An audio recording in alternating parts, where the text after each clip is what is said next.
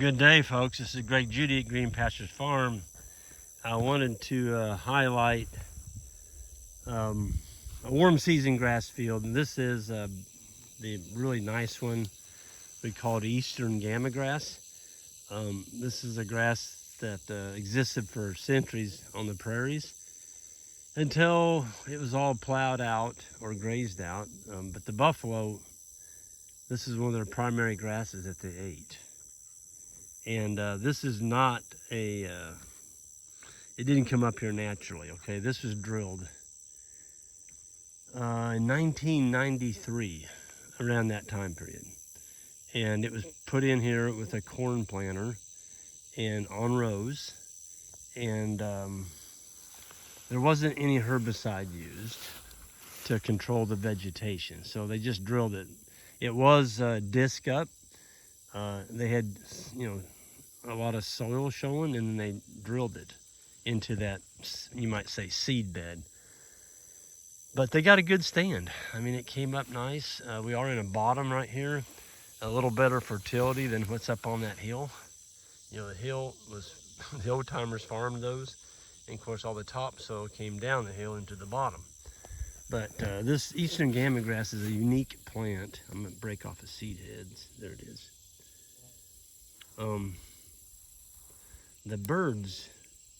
The birds eat a lot of these seeds, okay? And the old saying, if it goes through a bird and the gizzard chews on it, that it'll come up. And if you look on these power lines going across fields, you'll see multiple rose bushes and lots of the invasive plants growing under that power line where birds ate the seed and then they poop it out. Some of this is getting done that way because we're seeing this stuff appear like up on the top of a hill somewhere, just a single plant, and you go 100 feet and there's another plant. Whoops, I dropped that one, darn it. Here we go. So it's pretty high nutrition for a bird. It's got a real hard shell on it. It's just a beautiful plant. Folks, we're in, I even hate to say it, but we were in a drought. We're not now. We went a full year without any rain over 1.5 inches. And the last 2 days, or day and a half, we've gotten 3.75 inches. But this field looked like this before we got the rain. How's that? I mean, how do you have a field of forage that looks like this without rain? Well, it's a perennial warm season grass. And this particular one, they took a track hoe, the seed supplier. I bought this seed. Now this field I didn't plant. I've got one exactly like this on Judy Farm. And it's not quite this big. This field goes to the end of those trees, then it goes down that away behind these trees. So there's, I don't know, there may be close to 20 acres down in here. Anyway, we bought our seed from Dan Shepherd, and Dan has since decided not to raise Gama grass anymore. But back in the day, at one time, he was the largest seed supplier in the world of Eastern Gama grass seed. And unfortunately, not sure, maybe it was the economics of it, or he got tired of messing with it, I don't know, but he plowed it all up. I just can't imagine, but he did. He plowed it up, and it's growing. I won't tell you what it's growing. You know what it's growing today, what everything else is in the Midwest. But this is a beautiful plant, and he took a track hoe and dug down next to a plant. This would have been in the 90s, mid-90s, and he recorded root depths from 18 to 20 feet. Yep. So that's why this plant can grow when it's extremely dry. And see, our Eastern Gama grass is not a monoculture. There's all kinds of stuff growing in here with it. I mean, we got fescue. I like it. I like having other things growing with it. The purist, the warm season guys, they would look at this field and like, well, you just ruined it. You ruined it. You didn't burn it. You let these cool seasons come in, and it's choking out your Gama grass. It's like, no, that's not happening. I've still got Gama in here.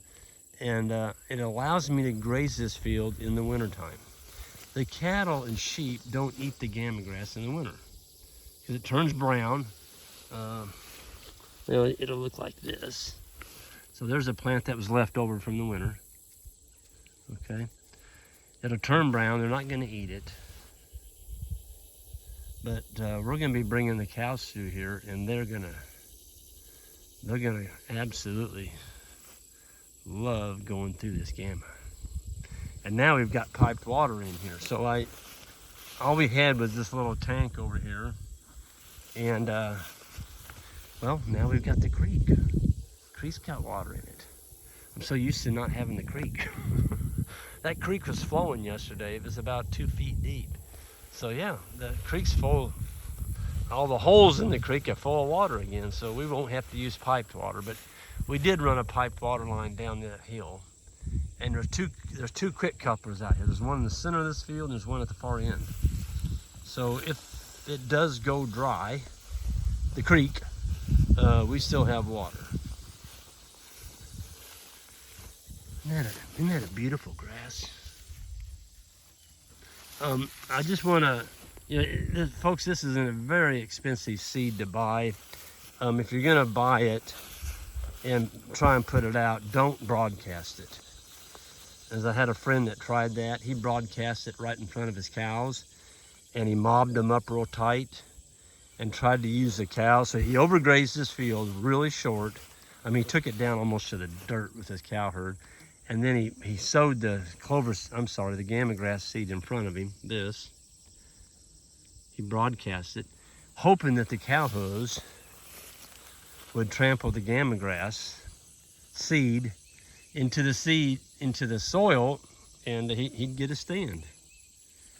I talked to him after that practice for about, I think it's about a year later, and he said the plants that he got from doing that, he could count them on one hand.